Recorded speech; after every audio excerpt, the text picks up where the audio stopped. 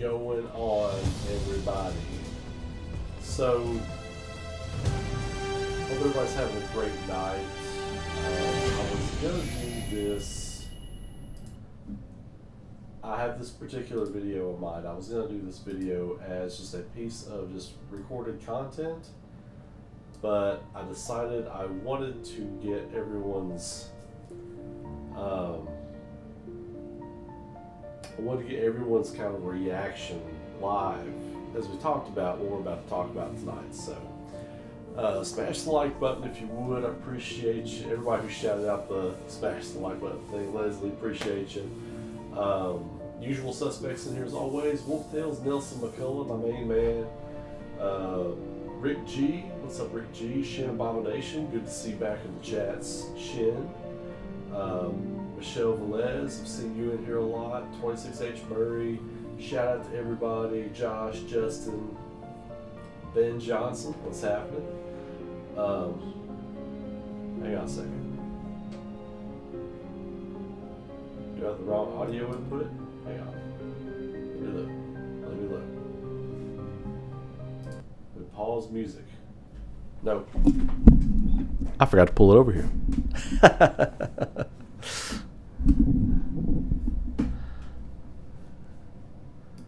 There we go. I forgot to pull it over here. So, thank you for letting me know that. Where I've got my new setup, the way I've got things kind of laid out. I know it doesn't look much different on screen, but the way I've got things laid out on my desk is a little bit different. I keep forgetting to pull my mic over here.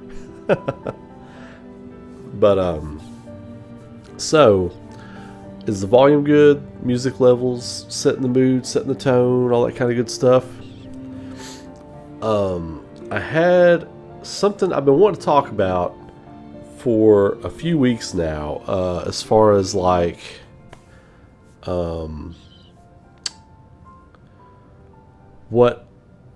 okay, so this video, I've been thinking all day kind of how I want to talk about it, right? This is not like a theory video as what's going on with the story. This is a video discussing kind of what I think as a writer, as a creator, what the creative team is thinking as they're writing the scenarios for these games. Two big quotes that have come out, not just recently, but two big quotes that have come out all together got me thinking about this. One was a while ago, and then one just recently came out. So the one that recently came out was where I think it was either Katase or Nomura, one of them came out and they were talking about how they have a rough final draft of, depending on which translation you read, is either a rough draft or a final draft or a rough final draft of the ending, the scenario for the game, but they haven't pushed through and finalized it yet because they're really excited about seeing everybody's reactions. Now, before you jump to conclusions, no, I'm not going to say what you think I'm about to say, which is, oh, they're just waiting to see what the fans think and all the really big creators, what they think, and they're going to go that direction. No, that's not what I'm going to say. I'm not on that wavelength. So the other quote was when they came out and said that you don't have to play Remake or any other games that came in the compilation to be able to enjoy Rebirth, right? Rebirth in the final game, you can treat it as two parts, as a two-part game or whatever. So, with those two things in mind, I feel like Final Fantasy VII Remake, and I know we've discussed this before, but I'm going to go in depth with what I'm thinking, right? I've mentioned it, I've put it out there before. This is a possibility, this could be what they're doing. I know a lot of you have talked about it before too, but the reason I'm really on kind of this train now, and I know I've thrown a lot of theories out there, Final Fantasy VII Remake Saga is very much just a remake. It is a remake. If you think of all the movies and TV shows that have been remade over the years, even a few games here and there, they're all like different. Like they're seldom one-to-one. And they add things, they add ideas. If you think about when they started writing Final Fantasy VII, they probably started writing this game, 1993, 1994? I think Sakaguchi was writing on it, I want to say 1994, I want to say it was. Or the beginning. And as far as chats go, while I'm explaining this, I'm going to get all of this out. I'm going to get everything out of my head and discuss all this stuff, dump it all out of my head before I read any chats. Because I just want to stay on track, because I've got a lot to say. I've got a lot to put out there, and I just want to stay on track. So, you can tell me later, or you can super chat. I'll read all those when this is done, if you want to support and you want me to see your thing. But I'm going to go ahead and get all this out. So they started writing Final Fantasy VII in about 1993, 1994. They started laying the groundwork for the scenario, the story, and everything. Because it started as just like a detective story, right? It was going to be like a noir detective story. And it kept a lot of the noir elements to it. But Sakaguchi put a lot of the stuff about his mother into writing the game. That's why it has the soul that it does. Fast forward to current day. They've worked on the compilation of Final Fantasy VII over the years. They, until about, 2007, the final installment of the compilation came out, and then they had the big idea. They were like, we're going to remake Final Fantasy VII. We're not going to do any more compilation stuff. We're just going to remake this game. Like, I look at Ever Crisis as a part of that compilation. I don't look at Final Fantasy VII Remake as a part of the compilation, like a lot of people have said. I look at it like it's the culmination of all of the works in the pantheon of Final Fantasy VII. So if you take from 1994 roughly to 2010, right, when they probably started laying the groundwork, and even 2015, I mean, when that trailer first dropped in 2015, the announcement trailer of the remake, we're looking at over 20 years of notes and characters and designs and sketches and concepts and things that were just on the cutting room floor that just never got used. Never, ever got used. So ride with me. I'm getting to the point. I'm building the point here. All these concepts, all these things that just never got used. Is the music loud? I haven't heard anybody complain about the music being loud.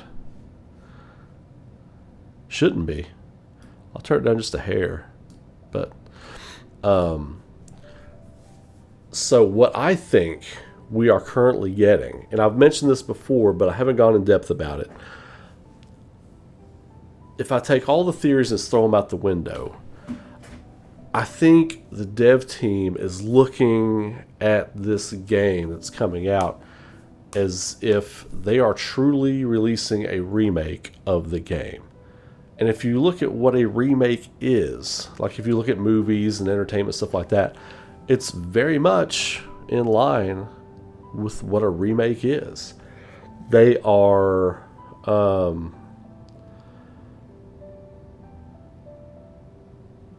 treating this like it is the final vision of their original vision from when they started writing it in 1993 or 1994. I feel like that's what's going on. Because if you look at the misdirection campaign and the advertising and everything for Rebirth so far, everything plays out like a movie. Like Final Fantasy XVI's marketing was very different than what we've seen for Rebirth so far. It was very much, you're getting a game, you're getting an epic narrative for this video game, but the trailers and stuff they've shown for Final Fantasy VII look like they're presenting their movie. Yeah, I see some people saying, this is what we've been saying from the start. Yeah, I get that. That's what I'm saying. This is not me putting my theory hat on. This is me putting on my, why I think this is their approach to kind of sum it all together. Like the huge mystery with what Sephiroth's doing. They're making him a bigger bad. They're making him all of these things, all these encompassing things, all these ideas they've had over the years. They're throwing it all in a blender, and they're producing this final game. Nothing really sold me on it more prominently than the first look trailer that we got about a year ago, where we just hear that music that I had playing at the beginning of the stream. We hear the music. We see Sephiroth and Cloud walking toward the reactor. The early, not in-game footage. Or it's in-game, but it's not being played. Yeah, this is not a sequel. This is not a sequel. It's not. And as far as like my time loop theory, I don't think that applies either. I think this is them saying, here's the game again. Like, I kind of touched on it earlier when I was on stream playing Star Ocean, and I was trying to explain it in a way where I was like, the party, I don't think it's going to be a situation where the party is going to be aware that, oh, this has happened before. Oh, I don't think that's what's going on now. I think it literally is just, hey, here's Final Fantasy VII again, with all the ideas we could never put into it before. They're taking everything from the compilation, all the notes. Like, if you look at Dirge of Cerberus and Crisis Core and Before Crisis and all these other things they've done, Air Guys. If you look at all these things they've done, they weren't making a mess, but it was getting convoluted. Say what you will about the narrative of Final Fantasy VII Remake, but if this is where they're going with it, it makes sense because they're streamlining their ideas. And I really feel like they're treating this like their big tentpole release. They like, we all, well, not all of us, but the people theory crafting, and myself included, we kind of got lost in the weeds of understanding that Final Fantasy VII Remake existed, and now we're getting this new thing. Maximus, thanks for the sub, appreciate you. We were hung up on the idea that we had this great thing that existed before, and with the thing they threw in with Sephiroth, it threw logical thinking through a loop, and I think a lot of us people, especially creatives like me and like other people that are in the creative industry and that are writers and stuff like that, instantly we're just like in this sandbox, right? But if you take a step back, turn off the creative hat, not in a bad way, but you know what I mean, and just look at what's being presented, it really feels like they're just remaking Final Fantasy VII. Like, it's just a different idea they're putting in. Like, Sephiroth, it's not that Sephiroth has knowledge of previous time loops, or that he's getting messages from the future, or anything like that. It's just they've made him more powerful and a bigger threat in the remake. And they've made Aerith more powerful. She's not, sending brainwaves through time and space or anything. I know the books are out there and everything, but just ride with me for a minute. They're just making her more powerful. And if there's a connection to a dead version of her in the live stream, because the live stream's all-knowing, it exists in all facets, the live stream is omnipotent knowledge, then that kind of makes sense if dead Aerith can communicate with herself. And it explains a lot of what they're changing right now, because they're just like, we're just going to do it different. So the third quote, I said there were two, there were three quotes. The last quote I'm really going to talk about, They were like, don't worry, everything's going to happen as it should in the narrative. Things might just happen in different places. It might just be mixed up. And I've told you before that, my take was just, it's Final Fantasy VII on a randomizer, right? And we talk about this stuff because this story is so potent. It's so important to all of us. That's why we all have very passionate opinions one way or the other about this story, right? So the fact that things are going to happen just in different places or maybe randomized with other things thrown in, they are truly remaking the game. That's exactly what's going on. And like I said, nothing spoke to me more on that. I still like my theories. I still had fun making my theories. And like I always say, everything is on the table until it's not, right? Your theories are on the table. Mine are. Schrodinger Baby Seal, Max Dude, everybody's theories are on the table until they're not. But I truly feel like they're just remaking the game. And like I said, I've mentioned this several times on the channel before, but that's the direction I'm going with it. And it's kind of freeing looking at it that way, because the first thing that announced it to me was the first look trailer, the way they presented it. And then also the end of Intergrade, where I've mentioned many times where you see Calm in the distance after they get the ride from Chocobo Bill, and they're walking toward Calm, and it's like, it looks like the clouds are kind of rolling in. It looks like a spot from like a Stephen King movie, like something narratively odd or bad is about to happen at this place they're going to. Now we know that Shinra will attack Calm, but we also know that's where Cloud at least begins to tell his story, and things aren't adding up, right? Now, the other thing that led me to that was when we saw the gameplay footage, we saw everything going on. And believe it or not, the character that finally sold me on this was Chadley. The character that finally sold me on all this was Chadley. Because for my money, the ending of the game aside, that was the biggest change, of course, but Chadley, for me, was the biggest change in Remake. As far as narrative stuff goes, I was like, oh, there's a lot you can do with this guy. There's a lot they could present as far as changes to the original game through this guy. And then seeing how involved he's going to be with you going forward in Rebirth, it's a massive change. But it's a change, but it's still the same, because it's a world that is fleshed out. It is a world that is bigger and better than anybody could have imagined. Like, everybody was hung up on, there's not going to be a world map. It's going to suck. There's not going to be this. There's not going to be that. It's going to be zones. It's going to be tight. And then they came out and just blew everybody's eyeballs out of their sockets last weekend.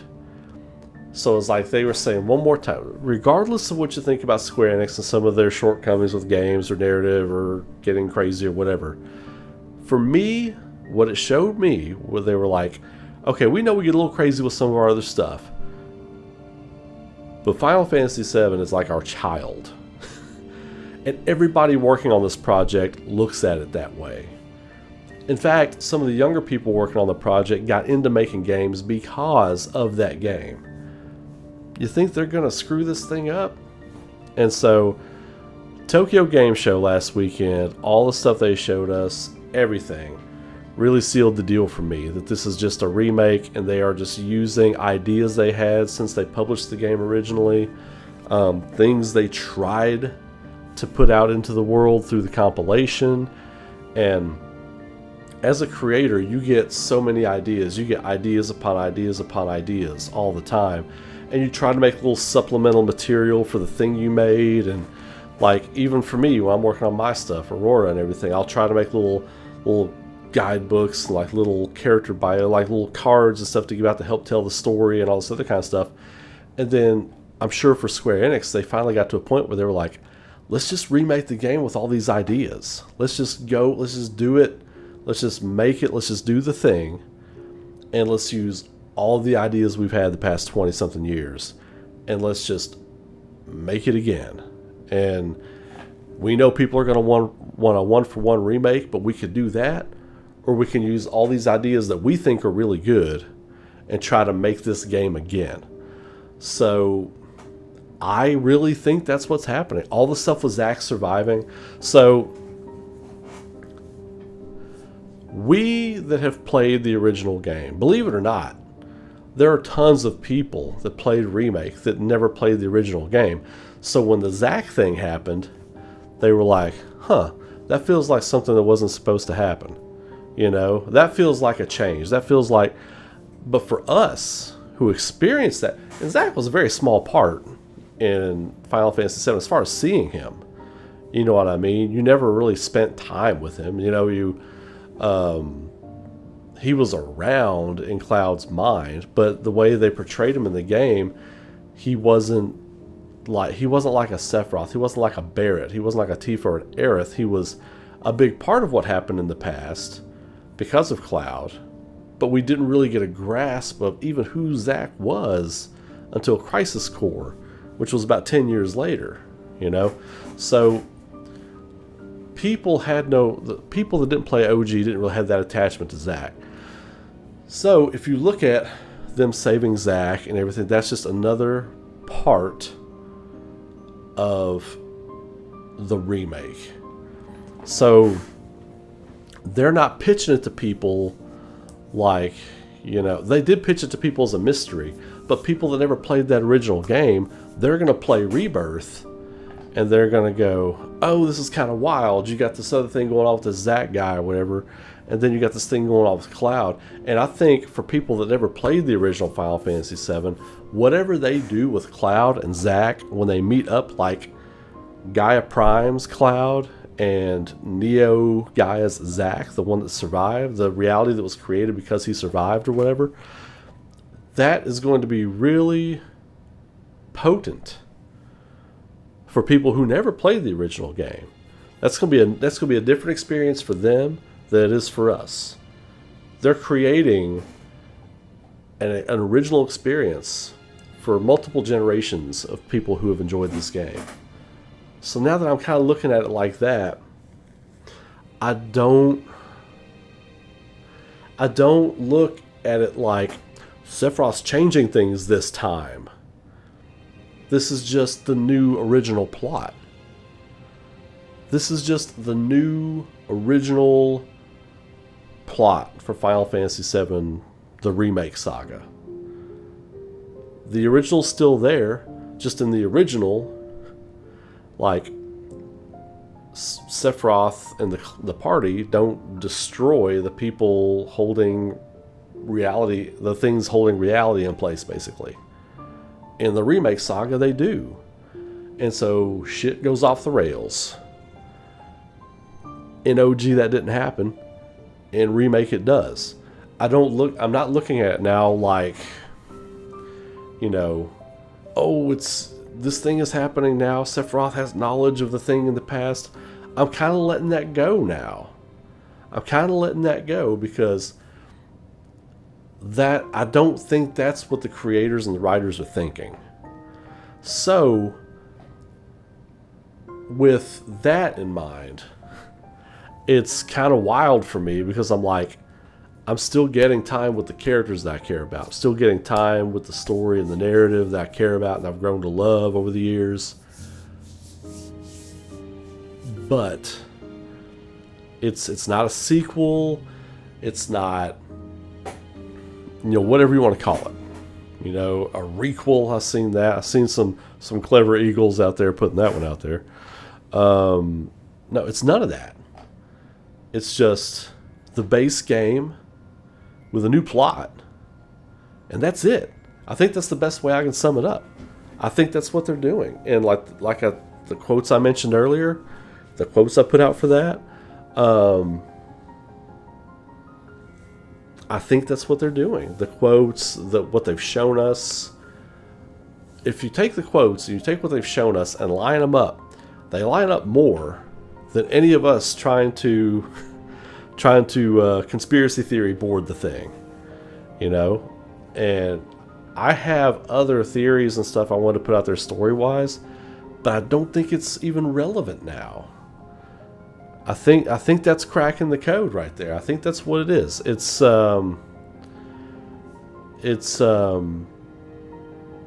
Yeah, I think that's where it's going. I think we still get the Black Materia. I think we still get Meteor. I think we still, but it's a way for them to incorporate the other ideas they had during the compilation.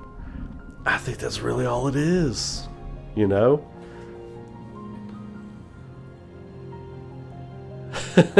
Well, thank you, Nostalgiaverse. But yeah, that's really all it is. It's just a new version. It's a remade version of the base game with a new plot. That's it. It's a new game plus. It's new game plus, you know?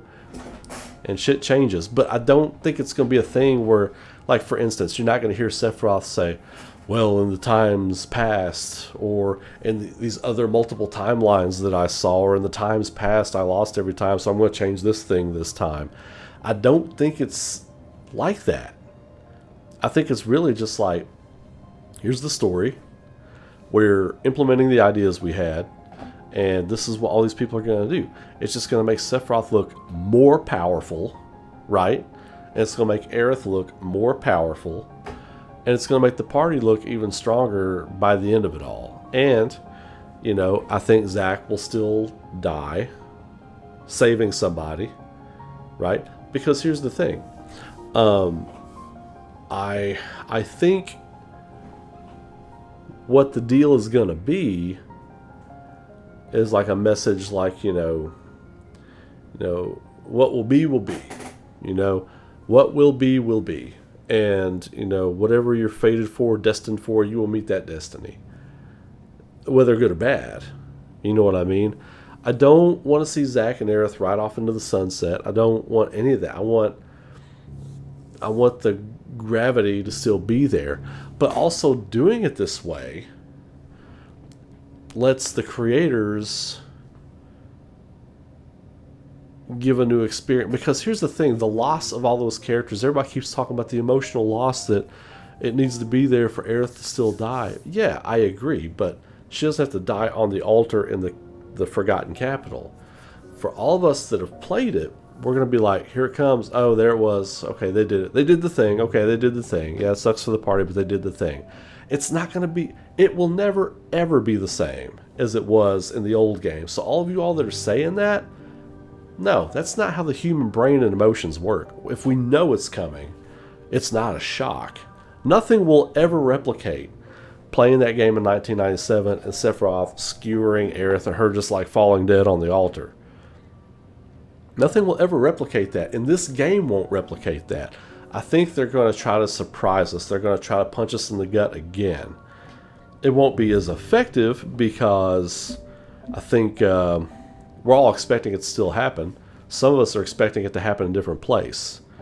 And I'm fine if they move it, but I still want it to be in there, you know? Hit me with it unexpected.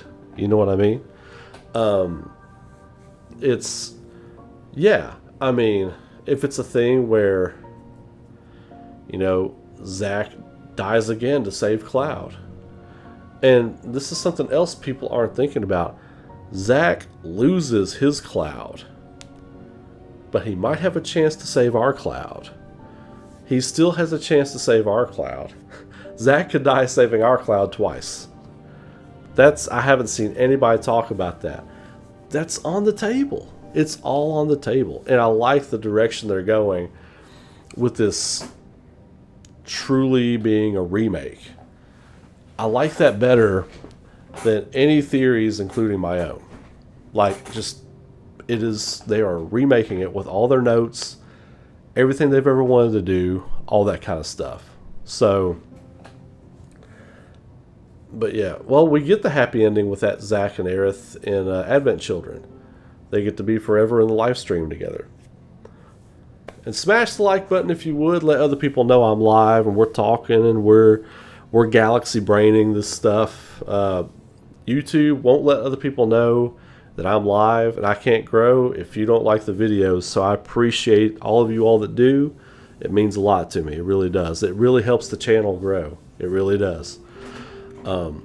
But anyway, that's my thoughts on that. I have, like I said earlier, it was a couple of quotes. The more I thought about the quotes, the more I was just kind of like, okay, yeah, I think I see where they're going. And then everything they showed us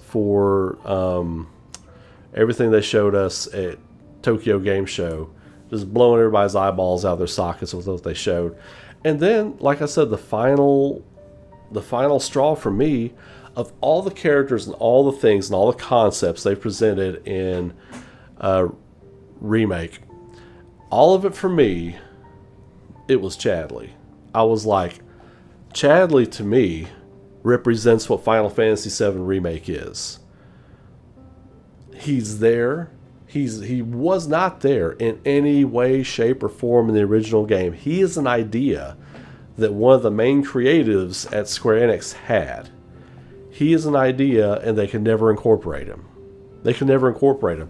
And they were like, hey, look, if we totally remake Final Fantasy VII, let's put that Chadley idea that we had in there. Let's put that cyborg idea we had in there and give him a name or something. And make him totally quirky and totally wonky and everything. And like odd. Make him like an oddball, you know? And it worked. And that was the final straw for me. It hit me like a bolt of lightning. And watching him interact with the party during the English Tokyo Game Show. Like, there's a point when I'm watching it on the live stream I did when they're talking to Chadley and everything. There's a point, and I rewatched the video, I did something like, oh, whoa. Like, that's when it was hitting me in that moment. I was like, whoa. That wasn't me just being like, oh, a tower like Assassin's Creed. That, in that moment, it was all hitting me. It was all hitting me at that moment. I was like, this is what they're doing. So yeah, it's the same but different. Like the Fields of Gaia and all that kind of stuff looked brilliant. It looked brilliant. And you can tell they've been waiting a long time to sink their teeth into this. They've been wanting to do this. And so I'm officially saying, all theories aside, I think that's what they're doing. I think that's what they're... Now we can theorize about what's currently going on in this new plot. Now that... Because I've kind of had to let go of the concept that the original game has happened already. I don't think that's the case. Okay, that's what I've been trying to put into words this whole time. The original game hasn't happened. It's not like that. It's not weird and super out there like that. The original game hasn't happened. This is the original game, you know? Except this time, Sephiroth is way more powerful. And everything was the same up until the point with the whispers and everything. We still need to figure out what's going on with that. They were notes. I still feel in my heart of hearts that they were the cries of the planet in the original game.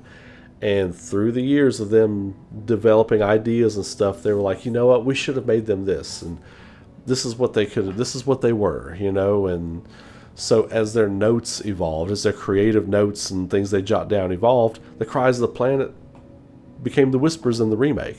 And Bob's your uncle. And, you know, they're super, super omnipresent in the game. And the visions of the future that they're getting, that's all just coming from the live stream. That's all them working in the compilation stuff.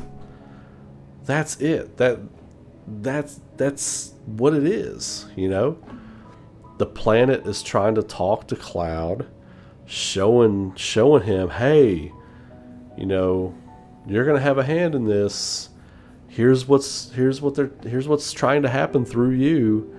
And Aerith already knows. The planet's already shown her what's happened. That's the thing that's different in Remake too, is that the planet, the live stream, can show people that are connected to it, that can commune with it. They can show them visions of the future. And that's what's going on. It's really just that simple. The original game doesn't exist. This is a straight up remake. And that's how they're rolling with it. So I think I emptied everything out of my head. I think I emptied everything out of my head. Like, Truly, I think I got everything out that I wanted to say about that, and then some. Like I really feel like this is where they're going with it. Um, yeah. So, you all chat. I'm gonna take a quick break. I'll be back, and then we'll talk questions and all that other kind of stuff. If you all want to discuss it with me directly, like I said, I was kind of glancing at the chat, but I was really just trying to stay focused on everything I was trying to say. So, but I think that's what it is. I really do. And like I said, it was what they've shown us recently. It was those three quotes, and it was Chadley. That's what really sold me on. I think that's what it is. So, all right. So I'm gonna hop off here for just a minute. I will be back, and I'll take questions and we'll discuss it and all that kind of stuff. So, catch y'all in just a minute.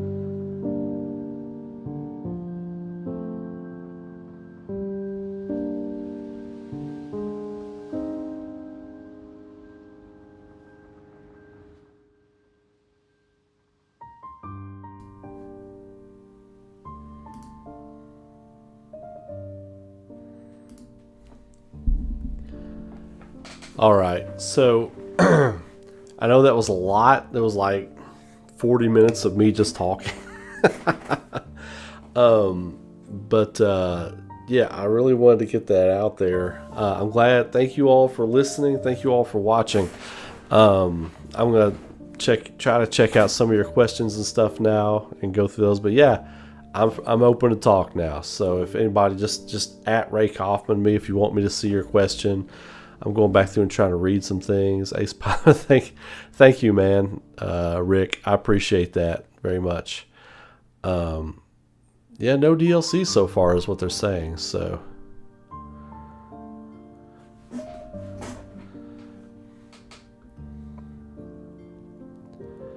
I've actually been a little bit bored with Ever Crisis, if I'm being honest. Like, I haven't been able to put as much time into it as I want to, but so far I'm just like, I don't know. I'm not enamored with the game itself. The story and the lore is pretty good, but the game itself I'm not super taken with right now.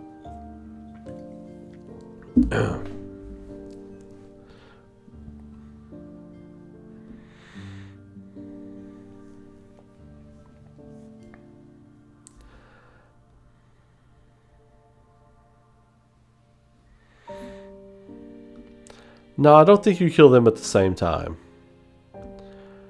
I think... well, you can go back and rewatch it, Ethan. I think the thing with Aerith and Zack, I would have Zack die first, honestly. I would have Zack die first, and then I would have Aerith die later, and then join him in the live stream, that kind of thing. So... I'm playing the Sephiroth episode. I'm with the P0 scrubs right now.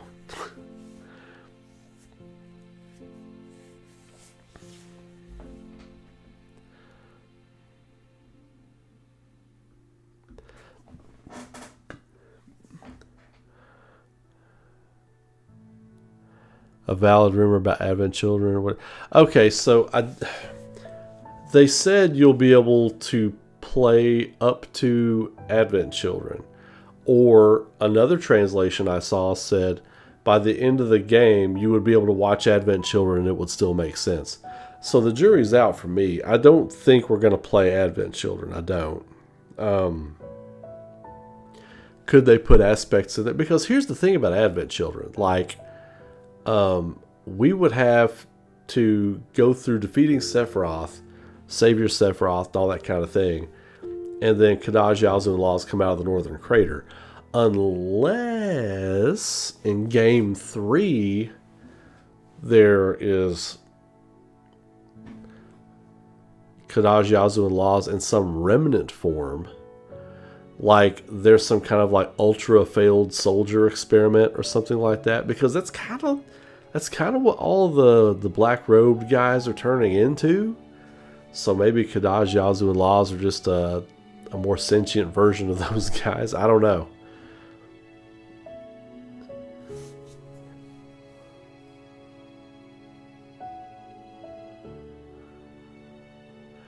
So Rebirth is going to be 2 discs. At what point in the story will the discs break? And at what point will Rebirth end, do you think? Okay, so I've actually thought about this.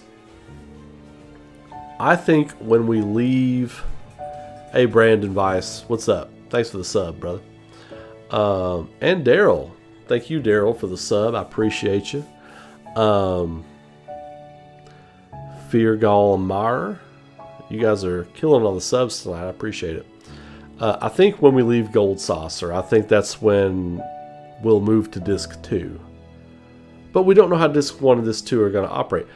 One disc could be an install disc, and the second disc could be the game that you play. So that's very possible. That is very possible.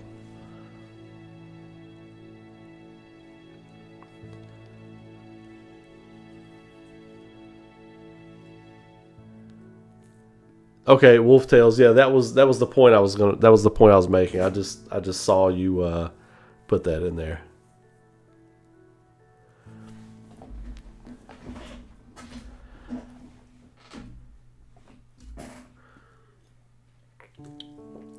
Yes, that was the real Sephiroth at the end of Remake. Yep. So with the new Final Fantasy VII plot, like I explained earlier on that, with if this is a true remake, which I now think that it might be, Sephiroth, the Ore, and our whatever Sephiroth, it's just another way to show how powerful he is. One is a figment of the mind. The other is the Genova specimens turning into and being puppeted by Sephiroth. And then there's the real Sephiroth, who was in the eternal prison at the end of the game. The Whispers, the Harbinger, had him imprisoned in its chest. And then you basically defeat the Harbinger. You fall for it. You break Sephiroth out of forever jail. And that's that purple aura that's around him, and all the black coming in toward him is him taking control of that realm. The purple aura around him is the prison he was in the Harbinger's chest that's now breaking. So he's free. Basically his soul, him, whatever you want to say, is free. And he may not, now I don't know much about this, but he may not be in the Northern Crater anymore. If he was in a version of the live stream, if that's where the Whispers were or whatever, that could have been his real physical body just there, So it may not be hanging in the Northern Crater in a materia crystal, Oh yeah, I'll definitely be playing a playthrough of Remake again. I might be doing a playthrough of Remake next week. I'm not really sure yet. So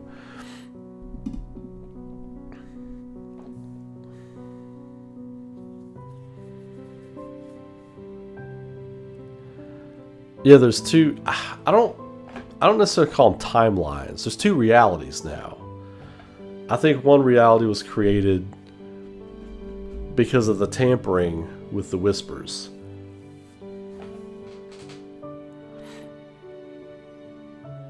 But I still don't think that world has a timeline. I think that reality is kind of created when Zack is spared. So you've got one reality going, Zack is spared, and shoot, it's just it's like a fork in the road. That's a better way to put it. It's like a fork in the road right there. Because we don't see the change stamp bag until after Zack has survived.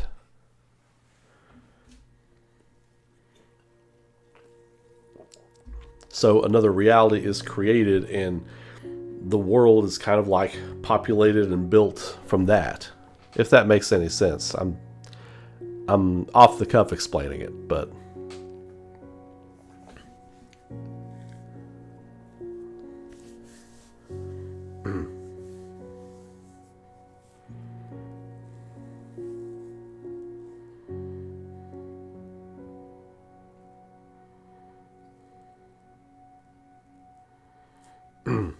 exactly, Rick. Exactly my point. Thank you for explaining that better.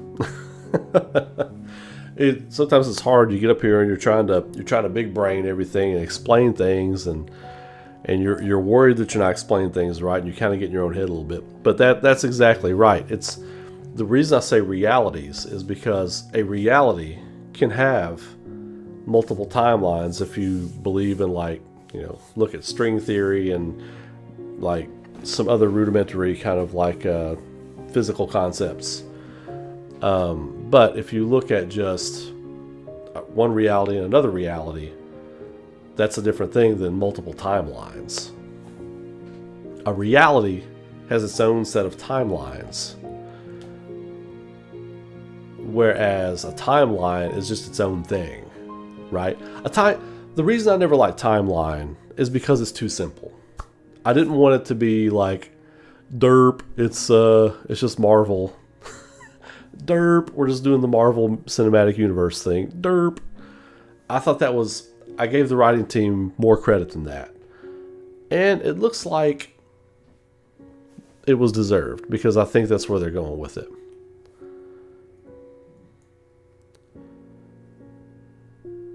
I wonder what party members Zack would have in his party. Kunsu, Luxier, Cisne, Veld, near the Turks, Evan, Kyrie, Leslie. Well, Kyrie. Is it Kyrie? I always forget how to say her name. She's like a thief, right? So she could be like your Yuffie party member. And here's another thing. The Yuffie we see on the Chocobo at the end of Intergrade, it's like, yep, maybe I need to find a party to tag around with. I think she's in Zack's reality. I think that Yuffie is in Zack's reality. And the Yuffie we saw right here, see, it's right there on my screen. That Yuffie has seen Genova's power before through Nero. So that's why she's running for her life. She's in Zack. She's in Cloud's reality. The Yuffie at the end of Intergrade does not act like she just watched Sonnen get skewered and watched a plate fall on a bunch of people. She does not look like she just went through a traumatic experience. So I think there's two Yuffies. There could be a different Yuffie in Zack's party. But, you know, now we're getting off the rails again with things. I mean, I want to kind of keep it on the rails. Thinking about the fact that this is just an actual remake now, and they're introducing new plot elements, and it's just the base story, it's the base game with new plot elements. I really love that thought. I do. Because it really takes all of the... And some of my theories were crazy too. I'm not gonna lie. I threw it out there because I just wanted you all to have all the theories I was coming up with. Even I would tell you all, I'd be like, I kind of think this is going on, but I don't like that. I don't think I like that. I would say that a lot, you know. I think Biggs will be in Zack's party. I don't think Jesse will be. I think Wedge is dead. I think Wedge should just be dead. Somebody has to stay dead.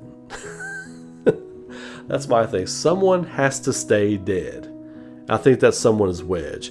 Cisne, I think, will definitely be with Zack's group. Biggs, I think, definitely. I don't think Jesse, because I think Jesse is the one that saves Biggs at the pillar, because she's kind of turned her stuff in. It's on the desk, or it's on the dresser, right? She's kind of turned her stuff in. And of course we got Marlene there. And she feels that reality's Barrett die. That's why at the end of Remake, she sees the flower and she says, Daddy. That's right as when you see on the Shinra news, in the new thing, we know Barrett dies. We know the party is dead. And then if you put that with that scene, and she calls out for her dad, Barrett, when she sees the yellow flower, boom, that's the proof that party's dead right there if you put that together. So definitely another reality, or another world, as Sephiroth says it in the trailer. The reunion where worlds merge. Play some Power Man 5000, worlds collide. Yeah.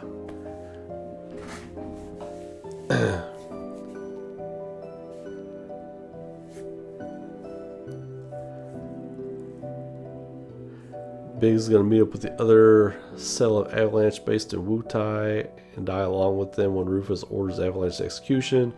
And Rufus is the leader of that cell too. That's wild. Yeah, exactly, Maximus. There has to be consequences. Final Fantasy VII is predicated on that. That's why it's so special. Everybody doesn't get to make it. You know, everybody doesn't get to make it out. And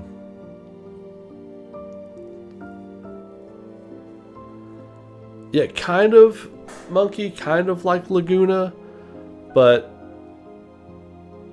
different. But it's going to be different in some way. Different how? I don't know. I just feel like the team has a plan for that.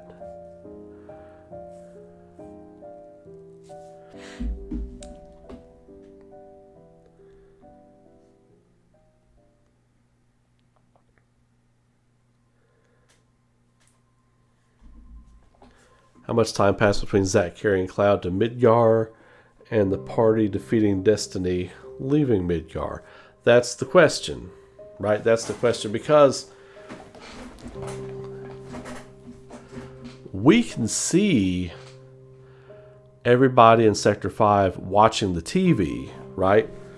We can see everybody in Sector 5 watching the TV when Cloud shows up, or when Zack shows up with Cloud and he hands him off and all that kind of thing. But that could be the plate drop. That might not be the tornado. That could be the plate drop, right? Or they could be watching something else. But that's the weird thing right now, is like they should have arrived like a couple of months earlier. So if it's a new reality being forged because of Zack surviving, it could have just sped up the process on everything else. It would explain why Avalanche went ahead and moved on Shinra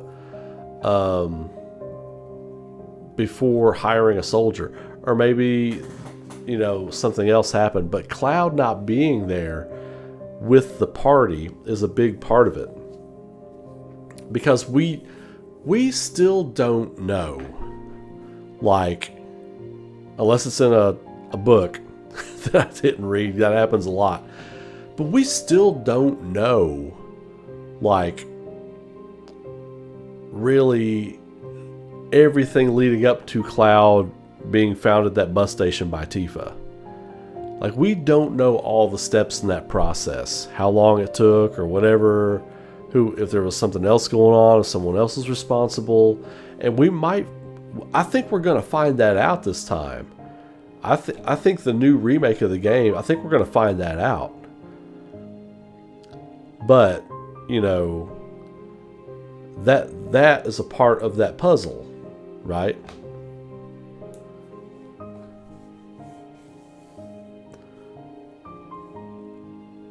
What happened with Tifa, Aerith, Barrett, Red 13, and Sephiroth corpse? They look almost dead. Sephiroth isn't... I don't think Sephiroth's dead in that scene. Yeah, it's at least a couple of weeks.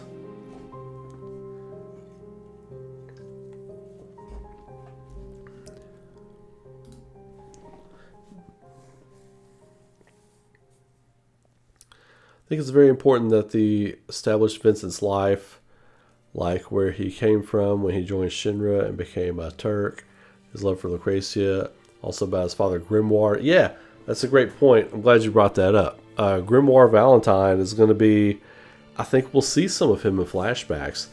The great thing about what they're doing with how big these games are, you're going to get to fully flesh out every character. You're going to get to fully flesh out and explore every single character. And hey, this music was timed perfectly, right? Vincent Valentine is the one I'm really excited about, because there's so much of him that went unanswered. He even got his own game, and a lot of it went open-ended. So I'm really excited where they go with that.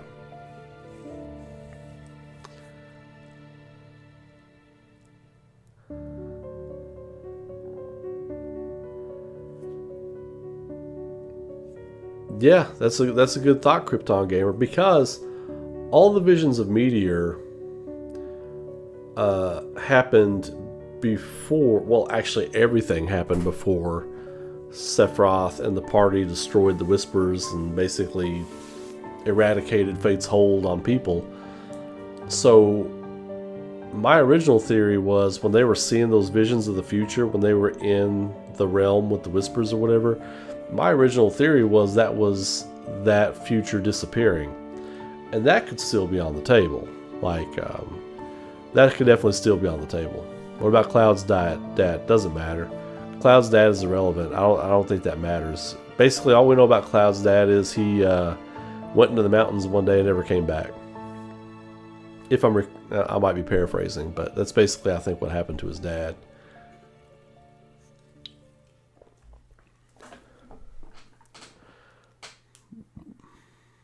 Zangan as a guest party member, that'd be cool.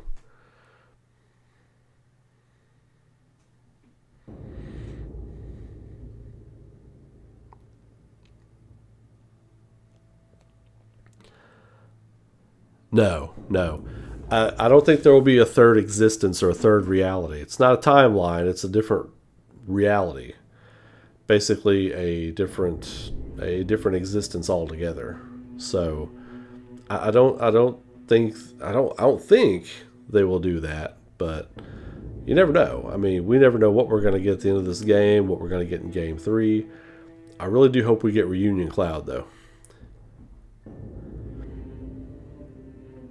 Cloud's dad went for a pack of smokes. Didn't make it back. He went down to the gas station on the other side of Mountain Nebel and didn't make it back. Sad, sad story.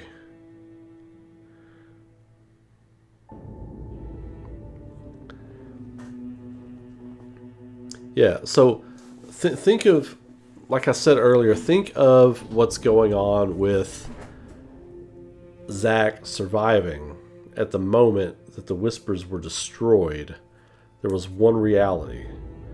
Zack being saved created it's a fork in the road. One reality, boom, fork in the road. Zack survives, regular timeline. Or regular, y'all got me saying timeline now. Other reality. Prime reality, Neo reality. So I think almost at this point that's pretty cut and dry.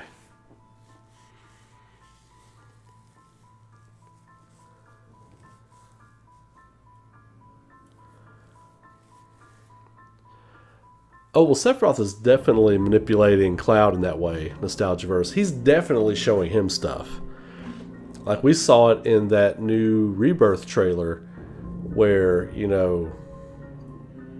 Sephiroth put out the radio signal, like, where he's like, do not be deceived, basically. It's basically the devil telling him, is like, everything you desire can be found in the fire, young Cloud. And then Cloud pulls the sword and goes nuts. And it's not really Sephiroth there. The exact same thing that happened with Marco in Chapter 2, I think. No, Chapter 3 or whatever of Final Fantasy VII Remake, when, he goes to walk into that room, that lodge in Sector 7 slums, he gets out of bed. He gets out of bed and he goes to check on the noise, the growling or the grumbling. Opens the door, there's Sephiroth. But it wasn't Sephiroth, it was Marco. It's the same thing that's happening to Cloud right now. He's being manipulated in that way.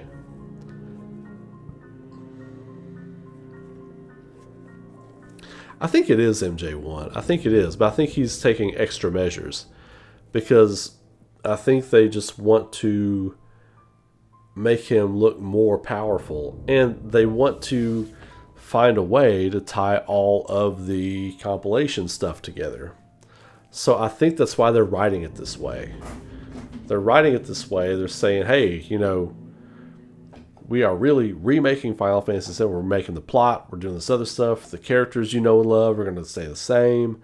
This is what we're doing. Please be excited. But I think that's what's happening. So they're using the Zack surviving and the destroying the Whispers and destroying Fate and Zack surviving to create a way to import every idea they've had for almost 25 years during development of Final Fantasy VII and after. Because, when they were creating the compilation stuff, was all these what they thought were great ideas they had for Final Fantasy VII. And I think they were going to continue, because they were going to continue the compilation. If you all remember, there was supposed to be a thing that happened after Crisis Core, and they scrapped it. And what I think happened was they were like, look, let's just remake Final Fantasy VII. Let's take all these ideas we've got, and let's just remake it. We'll make it a huge, massive kind of experience. We'll make it larger than life. We'll go all in. We'll use all of our assets. We'll completely map out the world. We'll make it bonkers. But let's put everything in it. Let's not leave anything on the table. So we're going to have to rewrite the plot. We're going to have to do all this other stuff. But we also have to keep a lot of the stuff in there. I think that's all we're looking at. I think that's what it is.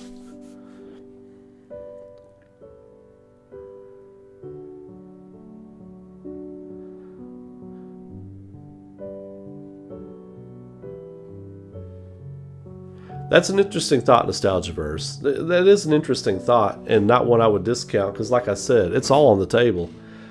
But for some reason, like, cinematically, the way they were presenting that, it almost felt like those memories were leaving them. Like that was being erased, you know? Because people other than Cloud and Aerith were being shown those things, like Barrett, Tifa, Red 13. They all saw that stuff when they were there.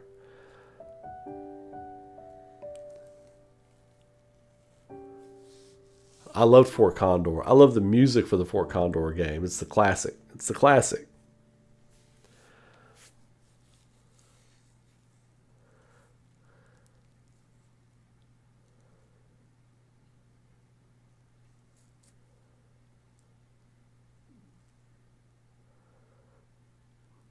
Well, yeah, I mean, the weapons are going to look different, but I I don't think that was Emerald Weapon now, because Emerald Weapon should just be bigger than what we saw there. That looked like a baby weapon. It Unless it was some weird kind of like angle that they didn't quite knock out, or maybe she was being shown a vision of that thing and whatever she's. I don't know, but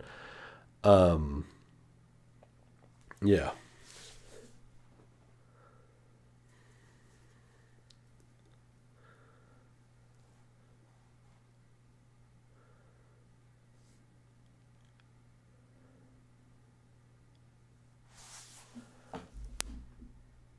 New DMC? What? No, I didn't see that.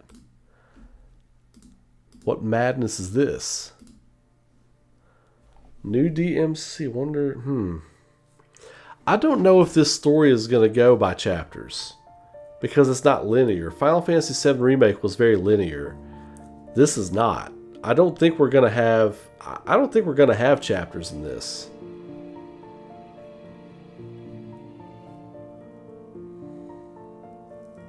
This baby Sin.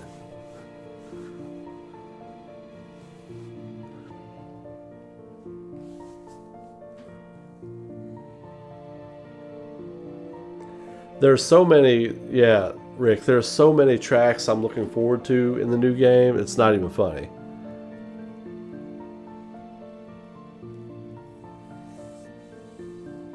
Yeah, like I said, Michelle, it is chapter based. They did confirm it. Okay. Well, that'll be interesting then, because like with as big as it is, I mean, you gotta think it's at least 25 chapters, right? At least, with as big as they're calling for it to be.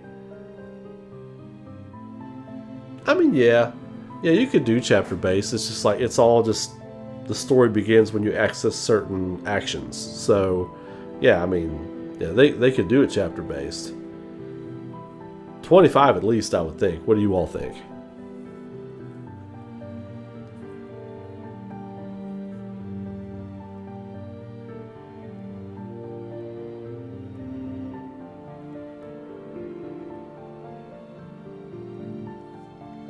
Well, yeah, Lynn, Cloud arrived there the day before yesterday, but he actually survived the assault from Shinra to get to Midgar weeks before that.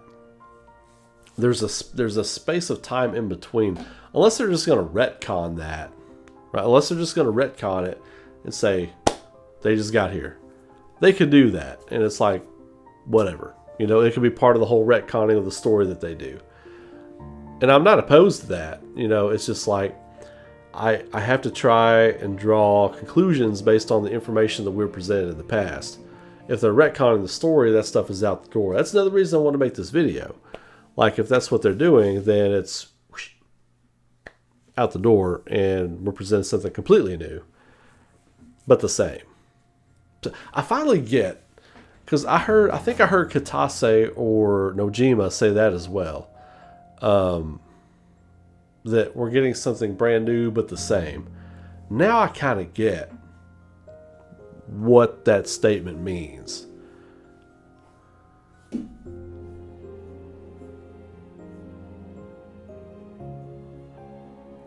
When will it be released on PC? 2032. I don't know. I'm not a PC gamer, but I feel for everybody who is having to wait for all these amazing console games. Like, wait forever for them to come out.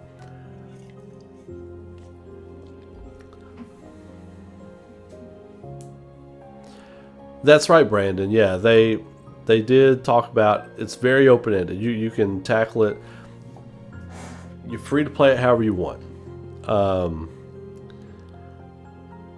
Exactly. That's what the chapters will be. They'll just be like if you go into your breakdown in your menu, it's just going to be, you know, just markers, like progress markers, just like you said. It's all. It won't mean much other than that, I don't think. 100 hours, majority of side quests. Pff, I'll be getting like probably 150 or 200 out of it. Because if you think you play the games, you max out your characters, you do all the, you know, you do all the mapping out, you do all the hunts, the requests, everything. Like, I'm gonna do everything. Like, it might be the most boring Final Fantasy VII Rebirth stream on the planet, because I'll do 2 hours of story and I'll tell y'all, hey, I'm gonna go grind for 6 hours. Catch me back in 6.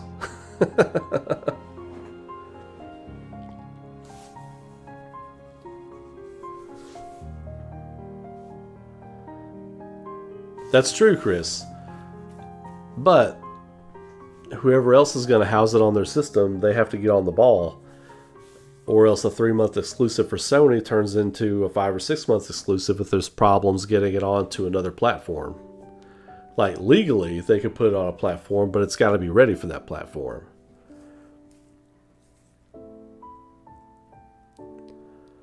I've only got 2 trophies left to get on Remake. I'm not sure if I'm going to try for the Platinum. Top Secrets, like, look, y'all are going to laugh at me, but I've only beaten Leviathan once in Top Secrets. I just don't know how to do it. I guess I should look up a YouTube video for some help, but I just don't know how to do that part. I'm not good at that part. I get wiped out. I get housed 3rd or 4th summon in. I don't even get the Top Secrets.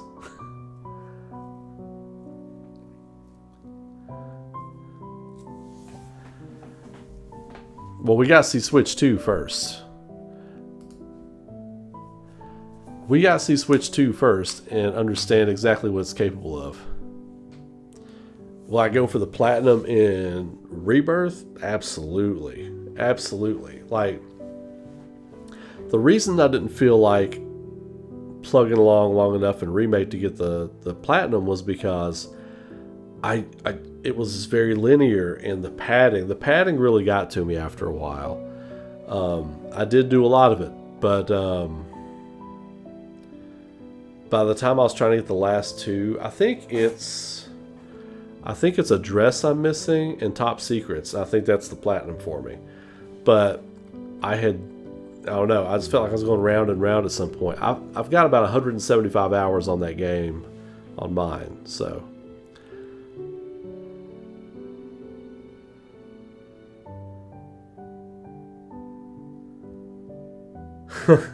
Nostalgiaverse. Oh, I guarantee there's stuff I haven't seen them say. I mean, absolutely. Yeah. That doesn't surprise me. That's why I like to come out here and chat with you all and not chat at you. I'll see stuff that... Here's my thing when it comes to Final Fantasy VII. Like, with the OG game and the lore and everything, I'm aces. Like, I lived that game for 3 years. And then once every couple years, I would play it through again. And I would get online and read all the resource stuff and all the backstories and everything about the development and everything. But in recent years, with books that have come out and stuff, I've just been too busy with having a family and having a career that's taking off, 2 careers that are taking off. I've just been too busy to read all the supplemental material and stuff. But anything up to 2007, I was on it. I was on it. I even bought a PSP to play Crisis Core. I had the strategy guides. I read all the character bios and stuff, you know. You know, I think I will. I think if I decide to go for the Platinum, I think the easy one's the dress. I think I'm missing a dress. No, Top Secrets might be all I need to do. So I might try to stream that. I might try to stream that next week or something. Maybe try to go for the platinum. So, but anywho, I think that's going to do it for me for the night. I'm going to hop off here. I'm going to hit the sack. I got another early day tomorrow. So I want to come out here, share that with you all night. I thought about just making that a video. I might break that down into a video tomorrow sometime for extra content. I don't know. I might just leave it on here just as a stream. Who knows? But Vice, it has a lot of tricky... Yeah, so I'm not even going to try to beat Vice. Like, I'm not even going to try. Like, I know Intergrade is its like own separate trophy. I'll go... well, y'all remember my Rage video for the chin-ups? If y'all never saw that, go try to find that. It's probably from like May 2020 or something like that. That was a fun one. That was a funny one to do. But anyway, I'm gonna call it. I'll be back on. Well, I'll probably have new content up tomorrow. Probably won't do a live stream tomorrow. Probably do the next live stream on Friday night, maybe. I know it's kind of like a dead zone for doing live streams, but again, throw a like on the video before you go out the door. Let other people know when they come back to watch this later that it was worth watching. I appreciate it. And until next time, y'all have a great day. Be safe, be good to each other, and keep rocking. Don't let me catch you not rocking, okay? I mean it. I'm not bullshitting you. Don't let me catch you not rocking. I'm tired. I'm going to bed. All right. Y'all have a good one. Peace, love. Take care. Catch you later.